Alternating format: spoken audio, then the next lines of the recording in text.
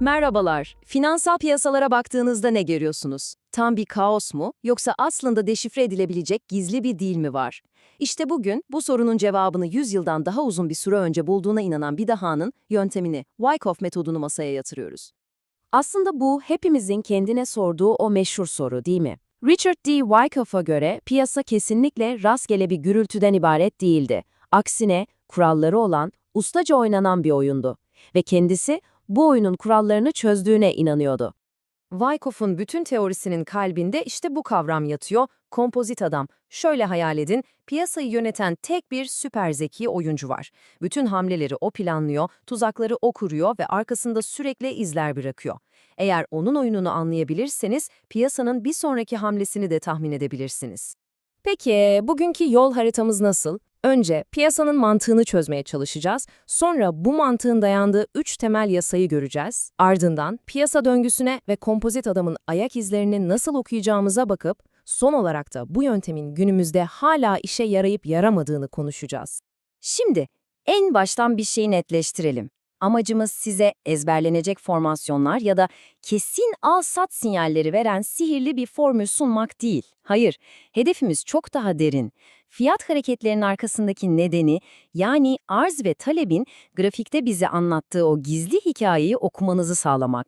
Peki bu hikayeyi nasıl okuyacağız? İşte burada her şeyin temelini oluşturan 3 basit ama çok güçlü yasa devreye giriyor. Bu yasalar analizimizin adeta temel direkleri olacak. Bunları anladığınızda piyasadaki o karmaşık görünen hareketler birden anlam kazanmaya başlayacak. Hadi gelin, Wyckoff'un piyasa analizinin temel taşı dediği bu 3 yasaya daha yakından bakalım. İlk ve en temel yasamız arz ve talep. Bunu parktaki bir tahterevalli gibi düşünün. Bir ucunda alıcılar var, yani talep. Diğer ucunda da satıcılar, yani arz. Alıcılar daha istekli ve daha kalabalıksa, tahterevallinin o ucu ağır basar ve fiyatlar yukarı doğru fırlar. Eğer satıcılar galip gelirse, fiyatlar aşağı iner. İşte bu kadar basit. Ama piyasadaki her şeyin temelinde bu denge yatıyor. İkinci yasa bize şunu söyler. Büyük hareketler durup dururken olmaz. Her zaman bir hazırlık dönemi vardır. Buna neden ve sonuç yasası diyoruz. Tıpkı bir sapan gibi. Sapanı ne kadar geriye çekerseniz, yani ne kadar enerji biriktirirseniz, taşı o kadar uzağa fırlatırsınız. Piyasada gördüğümüz o sıkıcı, yatay giden dönemler var ya, işte onlar aslında sapanın gerildiği anlardır.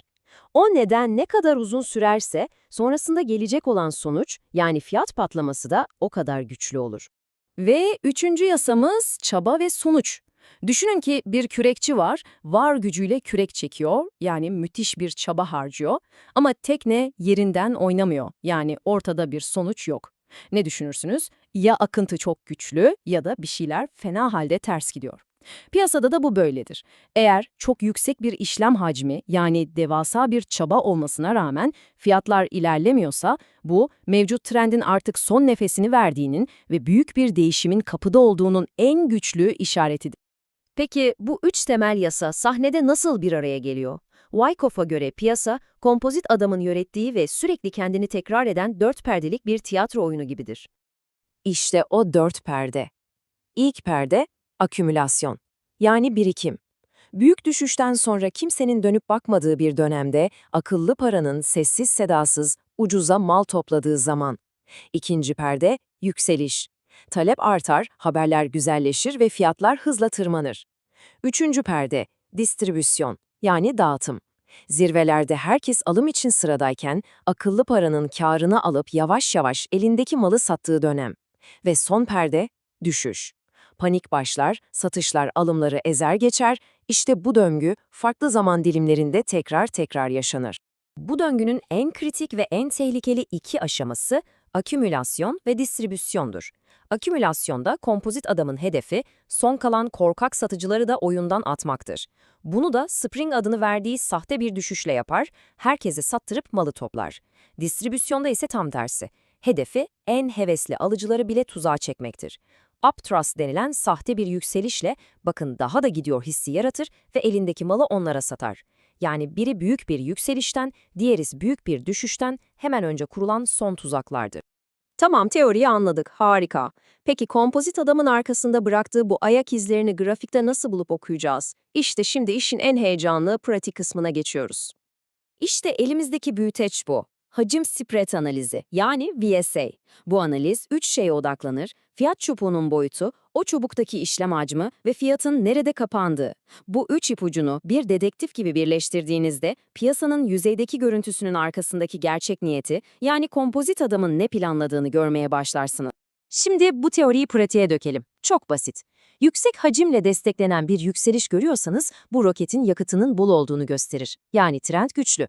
Ama fiyat yükselirken hacim düşüyorsa bu yakıtın bitmek üzere olduğunun, yani trendin zayıfladığının bir işaretidir.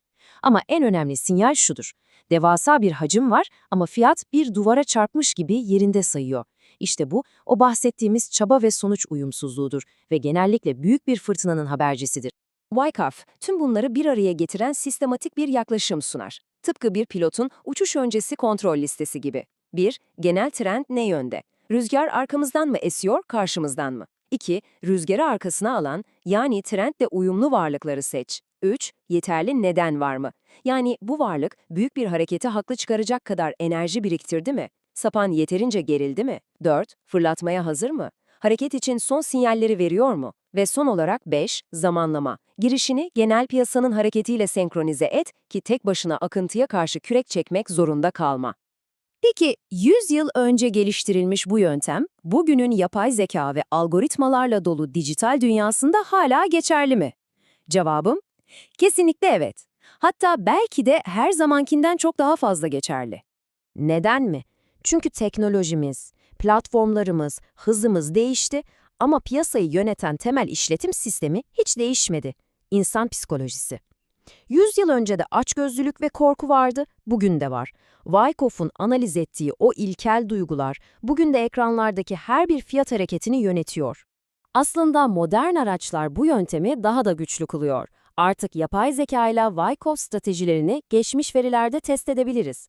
Yöntemin temel ilkeleri, bugün piyasayı domine eden dev kurumsal fonların ayak izlerini okumamıza yardımcı oluyor. Ama unutmayın, Wyckoff size ezberlenecek katı bir kurallar bütünü vermez. Size piyasayı okumak için esnek bir düşünce çerçevesi sunar. Ve bu alıntı her şeyi o kadar güzel özetliyor ki, Wyckoff şemaları birebir kopyalanacak şablonlar değildir. Wyckoff size bir harita verir ama sizi elinizden tutup gezdiren bir navigasyon cihazı değildir. Yorumlamak, analiz etmek ve o anki piyasa koşullarına uyarlamak size, yani analiste kalmıştır. Eğer bu sunumdan aklınızda sadece tek bir şey kalacaksa, o da bu olsun. Wyckoff metodunun amacı, geleceği kusursuz bir şekilde tahmin etmek değildir. Amaç, mevcut durumu yüksek bir olasılıkla anlamak ve hamlelerinizi buna göre planlamaktır. Yani bu bir falcılık değil, bir strateji oyunudur. O yüzden sizi şu soruyla baş başa bırakmak istiyorum. Belki de sormamız gereken doğru soru, piyasa bir sonraki adımda ne yapacak değil de, piyasa şu anda bana hangi hikayeyi anlatıyor sorusudur. Çünkü hikayeyi gerçekten anladığınızda bir sonraki bölüm genellikle kendini zaten belli eder.